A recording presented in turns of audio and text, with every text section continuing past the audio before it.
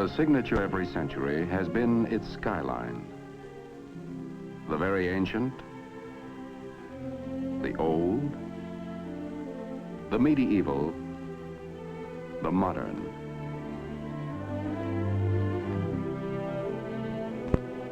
Imprints of man's never-ending path of progress, silhouetted against the ageless canvas of the sky. Our day, our times, our signature, our skyline.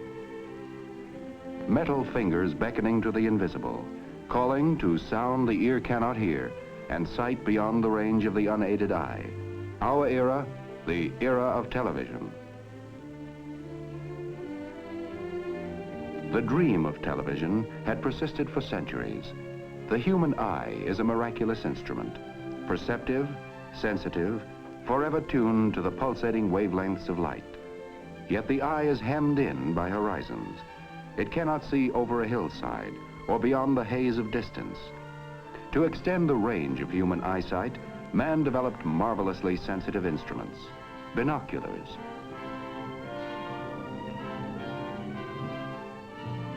Giant telescopes to probe the furthest span of space.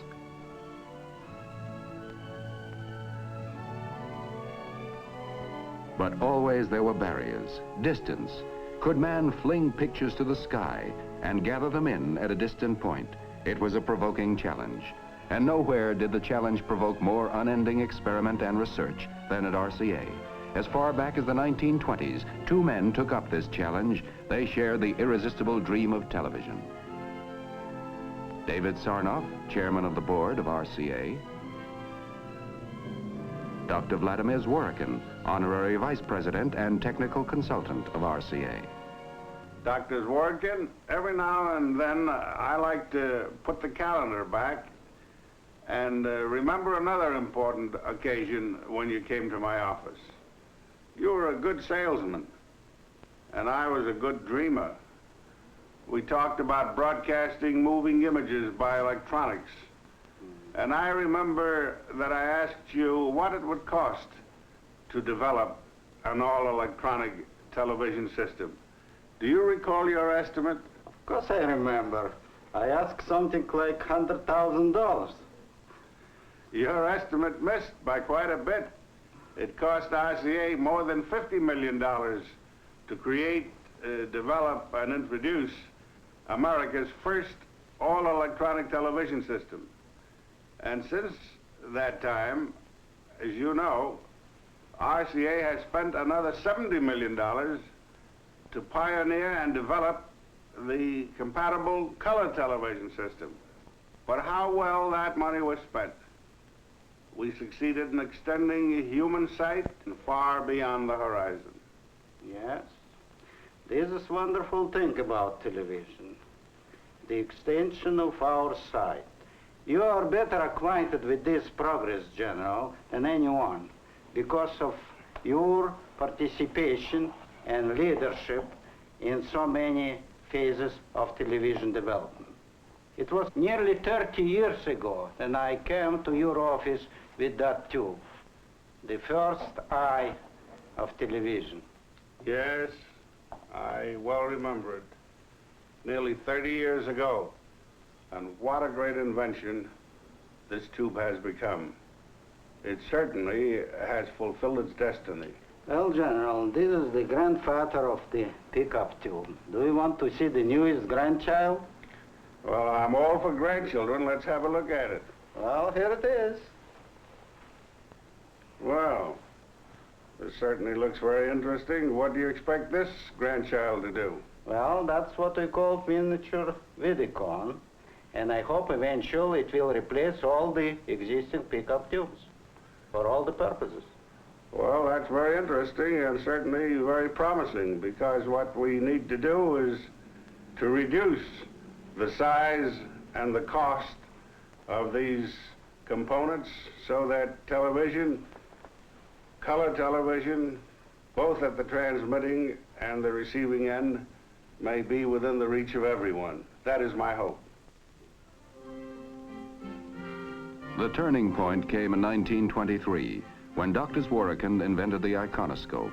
This tube, after years of further development, became the image orthicon, the electronic eye of the modern television camera.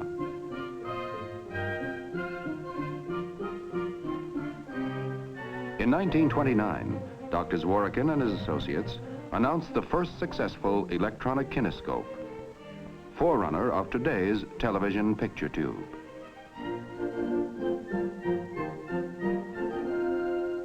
The circuit was complete. All electronic television was achieved. It worked. How?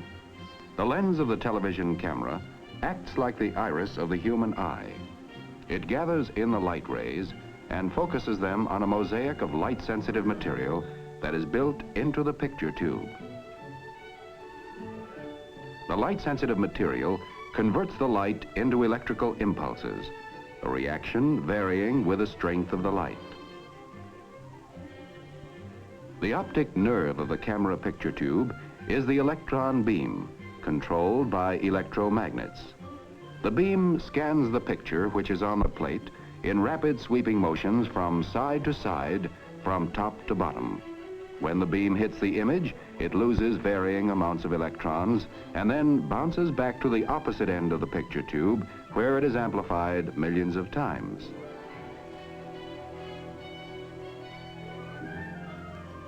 It is led off to the transmitter in the form of electric current.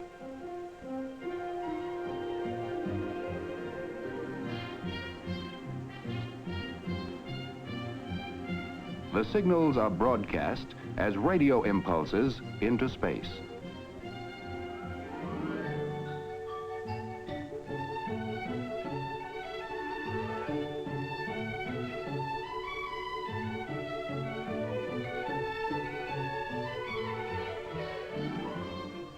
Heart of the receiving set is the kinescope. Here, the action is reversed. The stream of electrons, synchronized perfectly with those of the camera tube, literally picture information on a chemically treated screen line by line. The glow is bright when the beam is strong, less bright when it is weak. Thus, the picture is reassembled. 1931. Atop the Empire State Building, the National Broadcasting Company, a service of RCA, erected the transmitting antenna for experimental television station W2XBS.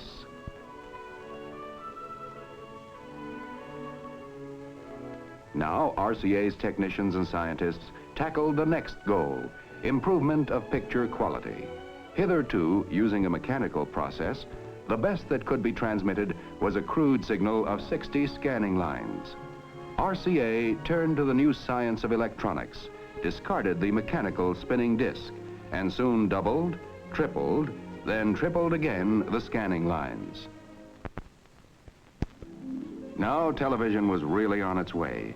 In 1937, television strode out of the studio with mobile vans developed by RCA and NBC, versatile, self-sustaining.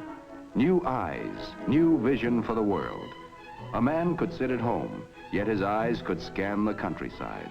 A bright new era dawning, a new dimension in communications. Distance reduced to microwaves. Walls, barriers, mountains erased. Television, the ultimate triumph in man's search for sight beyond the range of the human eye. 1939. Television is ready to make its official public debut. The setting could hardly be more perfect. The New York World's Fair. Its theme, the world of tomorrow.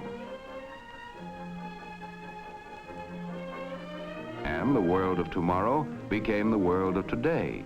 The RCA exhibit building, where on April 29, 1939, David Sarnoff stated, "We have added radio sight to sound." NBC cameras probed, explored, scrutinized. Viewers watching the 3,000 television sets then in New York saw the first president ever televised, Franklin D. Roosevelt, officially opening the world of tomorrow.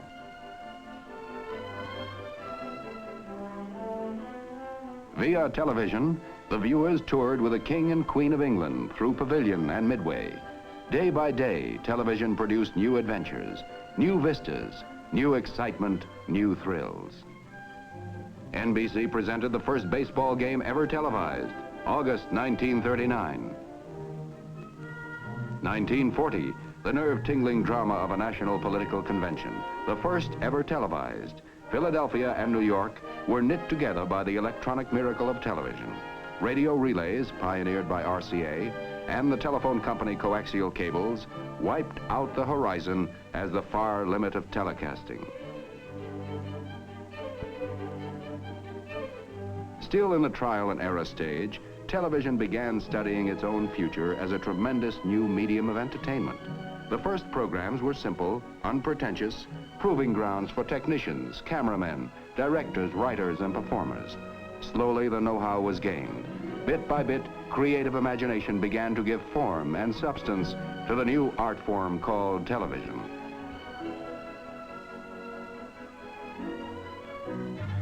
(1941), a fateful year, war, and the beginning of a 4-year blackout for commercial TV. And television enlisted for the duration. Research went forward at war tempo.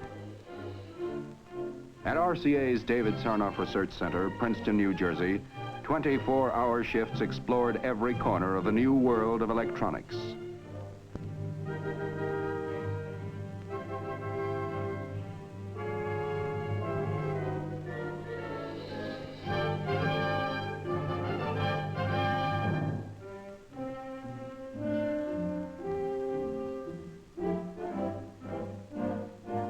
RCA electronic scientists and engineers made important contributions to the development of radar,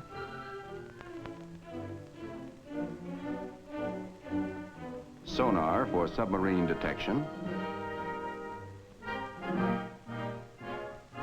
the sniper scope that made it possible to see a target in darkness. Thus, the progress of perhaps a peacetime decade was compressed into 4 short years. 1945, the war over.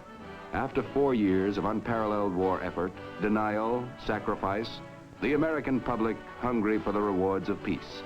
And television, with its promise of endless hours of enjoyment, entertainment, was part of the peacetime dream.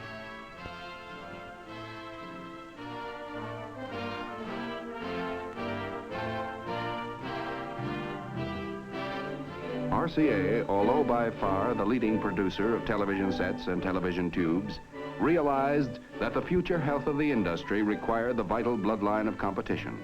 So, in a move without precedent in American industrial history, it opened its blueprints to licensed competitors. This was the shot in the arm the industry needed. Television came of age.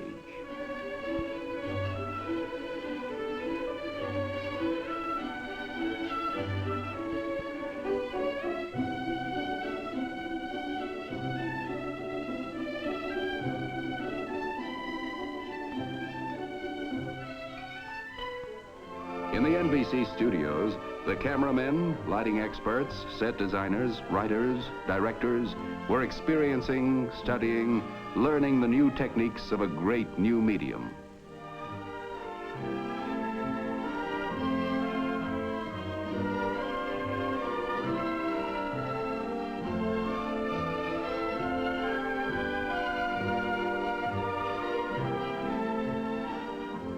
Programming was better, more varied, more entertaining.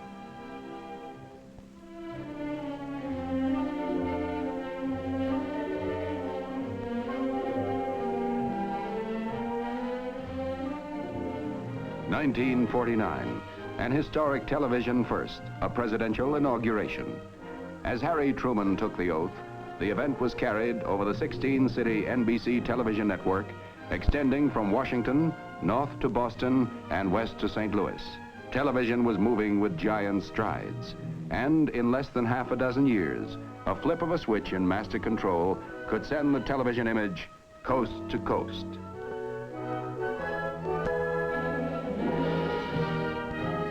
A dynamic industry employing more than 1 million. Television, an unparalleled blending of science and art, invention and engineering, private incentive and public service. By television, American business has found a most effective advertising medium, and in turn, advertising has provided the resources that sustain the standards of programming and permit the never-ending research that is the heart of the television industry.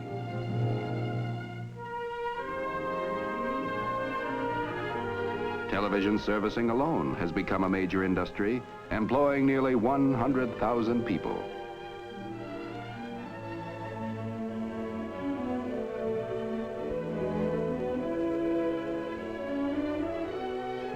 Yes, in little more than a wink of time, television has entered our homes, our lives, imprinted new silhouettes on our skyline. And all this has been just the beginning. There was still another dream to be realized, still another dimension to be added. Black and white television had been the herald. It put millions of TV sets into our homes, built hundreds of TV stations, created an industry, an art, a public service, an exhilarating component of our American way of life.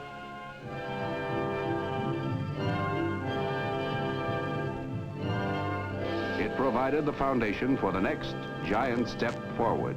Color. This is a world of color, and the men of television long dreamed of capturing the full paint pot of nature and brushing it on the screen. How could it be done? It was not an easy triumph, as General Sarnoff recalls.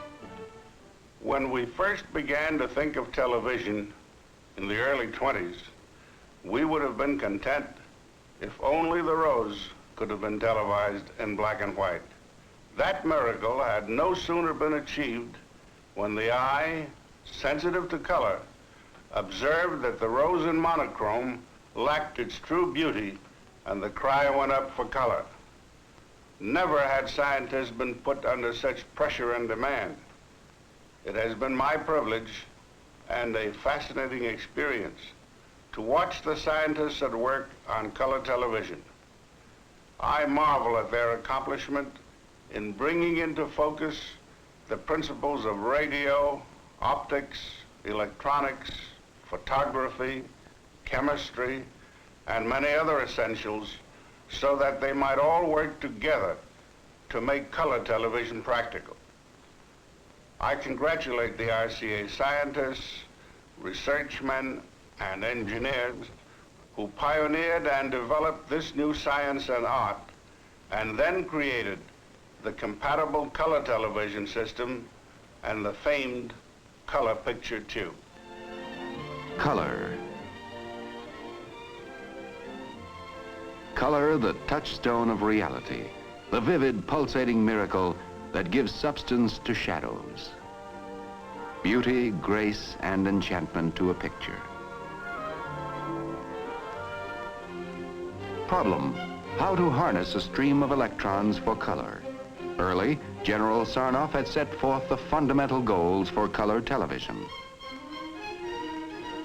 First, it must be all electronic. Second, it must be completely compatible. These were the goals. The road was long, difficult, but it led to one of the historic inventions of our times, the RCA tricolor television tube, the tube with the heart of a rainbow. The lens of the color television camera collects light rays in full color from the scene being televised. Within the camera, an ingenious system of mirrors breaks down the light rays into television's three primary colors, blue, green, and red. They are focused through the lens system to the special camera tubes provided for each primary color, and the primary color signals thus produced are simultaneously processed for transmission. By the miracle of compatibility, color programs can be seen on standard black and white sets without any change or adjustment.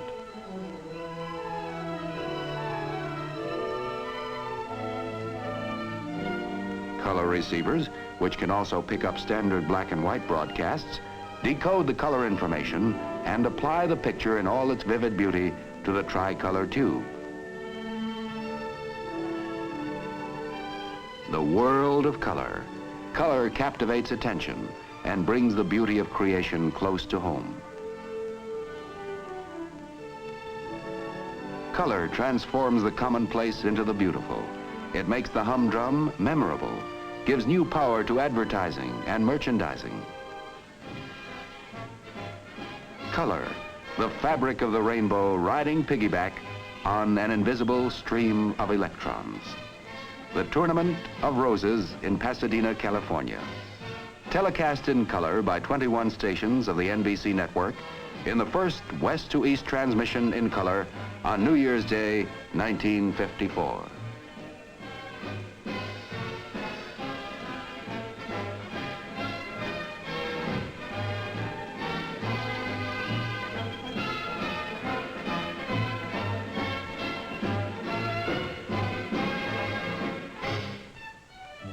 All the glory, all the reality of nature.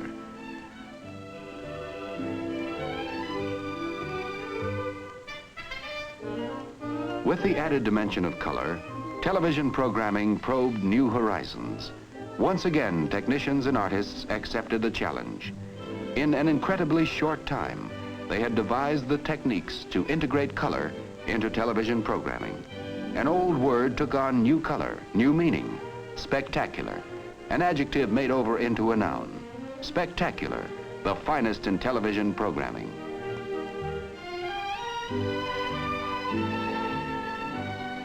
Into the home came the greatest in drama, such as The Four Poster, starring Hume Cronin and Jessica Tandy.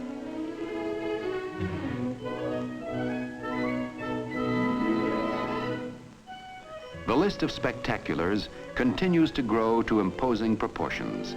An entirely new adventure and entertainment for the American public. For pioneered and developed by RCA, is counted as one of the outstanding scientific and artistic triumphs of the 20th century. It has added a new dimension to the entertainment arts and has intensified television as a social and educational force.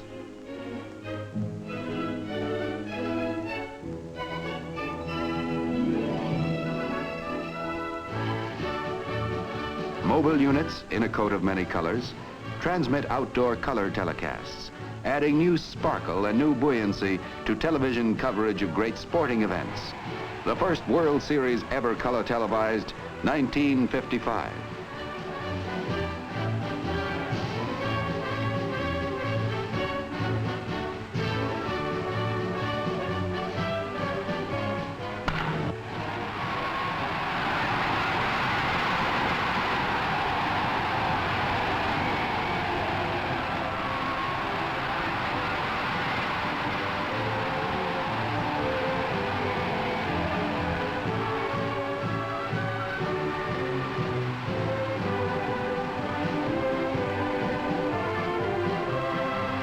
Another color television first, the Davis Cup matches, 1955.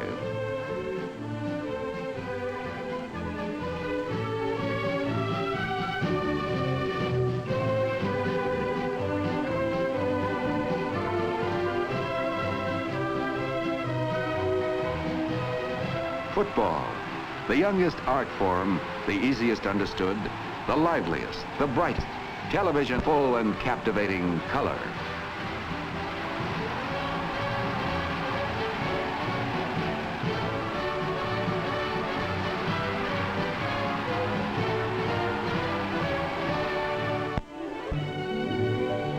For I dipped into the future far as human eye can see, saw the visions of the future and all the wonders that would be.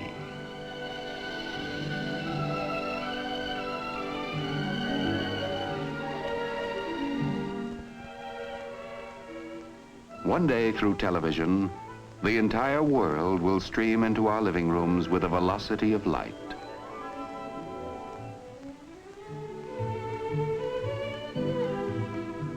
Not too far beyond the horizons, international television, to span oceans, capture all the vivid beauty of far lands, bind people of all nations tight together by better understanding, better knowledge, through instantaneous communication of sight and sound.